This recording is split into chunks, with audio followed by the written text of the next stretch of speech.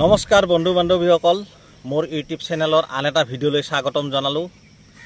আজি মই বিশেষ কাৰণত এই ভিডিঅ'টো বনাব লগা হৈছে, কাৰণ মোৰ ইয়াৰ আগৰ এটা ভিডিঅ' মই দিছিলোঁ আজি প্ৰায় 10 দিনমান হ'ল।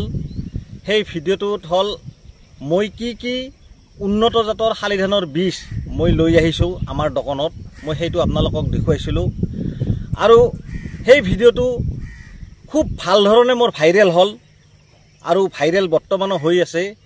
কিন্তু দুখৰ বিষয়, অসমৰ বিভিন্ন প্ৰান্তৰ পৰা, বিভিন্ন গাঁৱে ভূঞেৰ পৰা মোক বহুত শুভাকাংক্ষী, বহুত ছাবস্ক্ৰাইবাৰে মোৰ লগত যোগাযোগ কৰিছিল যে দাদা, এই ধানৰ বীজবিলাক আপোনাৰ তাত পাম নেকি বা আমাক দিব পাৰিব নেকি।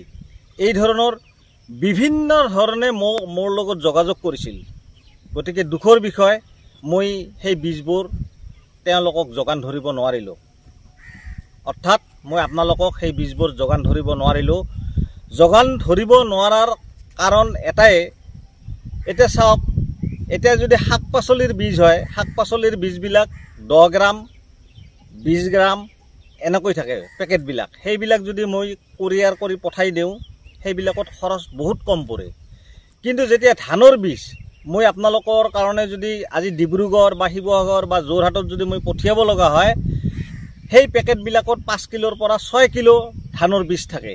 এক পেকেট ধানৰ বীজত 6 কিলোৰ পৰা 5 কিলো ধানৰ বীজ থাকে। গতিকে এইবিলাক যদি মই কোৰিয়াৰ কৰি পঠাব লগা হয়, পাৰ কিলোত 70 টকাকৈ লাগে। মই খবৰ লৈছিলোঁ যে 70 টকাকৈ লাগিলে 6 কিলো ধানৰ দাম পৰিব 420 টকা, আৰু পেকেটটো বৰ বেছি 650 টকা বা 600 টকা। গতিকে 1000-1200 টকা আপোনালোকৰ পাৰ পেকেটত আপোনালোকৰ দাম পৰি যাব। গতিকে আপোনালোকৰ নপচাব, আৰু সেইকাৰণে মই এই ধানৰ বীজবিলাক যোগান ধৰিব নোৱাৰিলোঁ। যাৰ কাৰণে হয়তো আপোনালোকে মোক বহুত বেয়া পাইছে, তাৰ কাৰণে মই আপোনালোকৰ ওচৰত হাত জোৰ কৰি ক্ষমা ভিক্ষা মাগিছোঁ। আপোনালোকে আপোনালোকৰ বন্ধু বুলি মোক ক্ষমা কৰি দিব। যদি মই বাচি থাকোঁ, ভালে ভালে থাকোঁ, ওপৰলৈ যদি মোক বচাই ৰাখে, তেতিয়াহ'লে মই অহাবাৰ আপোনালোকক যিকোনো প্ৰকাৰে এই বীজবোৰ যোগান ধৰাৰ কাৰণে মই চেষ্টা কৰিম। আৰু বিশেষকৈ মই যি ঠাইত থাকোঁ, আমাৰ এখন গাঁৱলীয়া ঠাই, ইয়াত অলপ গাড়ী মটৰৰ অসুবিধা আছে। সেইকাৰণে মই আপোনালোকৰ এই ধানৰ বীজবিলাক মই পঠিয়াব পৰা নাছিলোঁ। কিন্তু যদি শাক পাচলিৰ বীজ হ'ল হৈ, মই যেনেকৈ নহওক পঠিয়াব পাৰিলোহেঁতেন। কাৰণ ধানৰ বীজত মই আপোনালোকক ক'লোৱেই, এই 6 কিলোৰ পেকেট একোটা কৰি থাকে, বহুত খৰচ পৰি যায়।